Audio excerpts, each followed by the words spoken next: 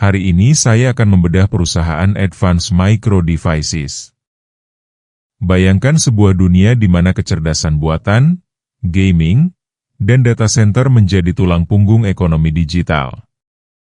Di tengah dominasi Nvidia dan persaingan sengit dengan Intel, muncul satu nama yang terus menantang batas, AMD. Sahamnya naik turun, tapi selalu jadi bahan perdebatan investor global.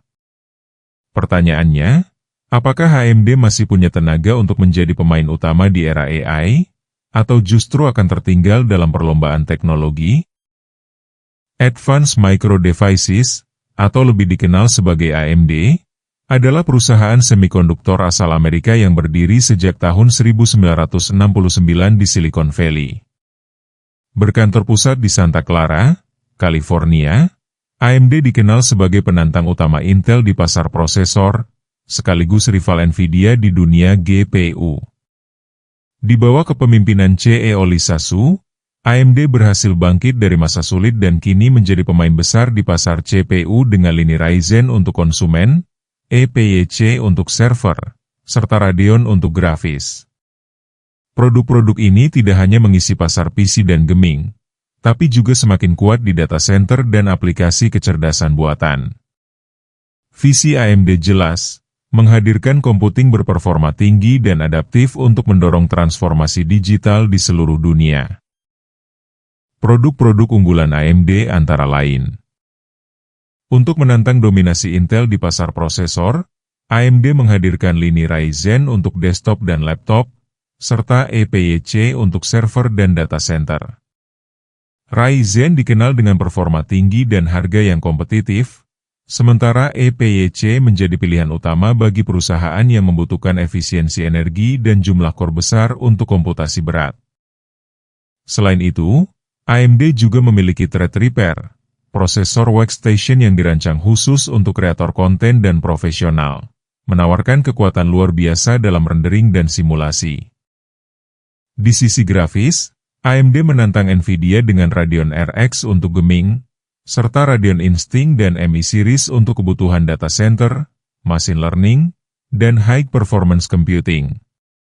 Dengan arsitektur RDNA untuk gaming dan CDN untuk komputasi profesional, AMD berusaha menghadirkan alternatif yang lebih terjangkau namun tetap bertenaga. Singkatnya, AMD menggunakan Ryzen dan EPYC untuk menyaingi Intel, serta Radeon RX dan MI Series untuk menantang Nvidia di dunia GPU dan kecerdasan buatan. Sekarang kita bandingkan sebagian rasio keuangan AMD Fiscal Year 2025 dan 2024. Pada tahun 2025, gross profit margin AMD berada di 49,52%.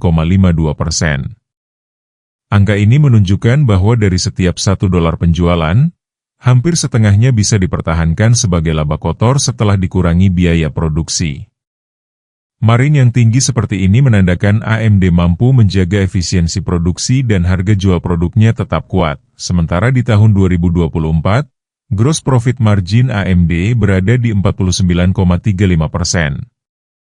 Angka ini sebenarnya hampir sama dengan 2025, hanya naik tipis. Artinya, AMD konsisten menjaga profitabilitas di level yang sehat. Pada tahun 2025, ROIC AMD berada di 6,70%. Ini berarti setiap $100 modal yang diinvestasikan ke bisnis, AMD mampu menghasilkan laba operasi sekitar $6,7. Angka ini menunjukkan efisiensi penggunaan modal mulai membaik. Sebaliknya, di tahun 2024 ROIC, AMD hanya 2,66%. Artinya, dari setiap $100 modal, hanya sekitar $2,6 yang bisa dikembalikan sebagai laba operasi. Ini seperti menaruh uang di usaha tapi hasilnya kecil sekali. Lonjakan dari 2,66% ke 6,70% menunjukkan AMD berhasil menggunakan modalnya lebih efektif. Perusahaan bisa menghasilkan lebih banyak keuntungan dari modal yang sama. Ini tanda bahwa strategi bisnis dan efisiensi operasional AMD membaik secara signifikan. Pada tahun 2025, rasio free cash flow terhadap penjualan AMD mencapai 22,81%. Artinya, dari setiap $1 penjualan, sekitar 23 sen bisa langsung masuk sebagai arus kas bebas setelah semua biaya operasional dan investasi dasar ditutup. Ini bisa dibayangkan seperti usaha dagang yang setelah bayar semua biaya, masih menyisakan hampir seperempat dari hasil penjualan sebagai uang tunai yang benar-benar bisa dipakai untuk ekspansi atau dibagikan ke pemegang saham. Sementara di tahun 2024, rasio free cash flow terhadap penjualan AMD sebesar 17,45%. Itu berarti dari setiap $1 penjualan, hanya sekitar 17 sen yang tersisa sebagai arus kas bebas. Angka ini lebih rendah dibandingkan 2025, sehingga menunjukkan kemampuan AMD menghasilkan kas dari penjualan belum sekuat tahun berikutnya. Pada tahun 2025, interest coverage ratio AMD berada di 26,21 kali. Artinya, laba pada tahun 2025, interest coverage ratio AMD berada di 26,21 kali. Artinya, laba operasional perusahaan mampu menutup beban bunga lebih dari 26 kali lipat. Ini bisa dibayangkan seperti seseorang yang punya penghasilan bulanan jauh lebih besar dibanding cicilan utangnya. Dengan kondisi seperti ini, risiko gagal bayar bunga hampir tidak ada, sehingga posisi keuangan AMD sangat aman. Di tahun 2024, interest coverage ratio AMD tercatat 26,70 kali. Angka ini sedikit lebih tinggi dibandingkan 2025, tapi secara praktis masih sama-sama sangat sehat. Perusahaan tetap mampu menutup bunga dengan margin yang sangat besar. AMD saat ini berada di posisi yang kuat untuk naik karena beberapa hal. Pertama, segmen data center dan kecerdasan buatan menjadi motor pertumbuhan baru.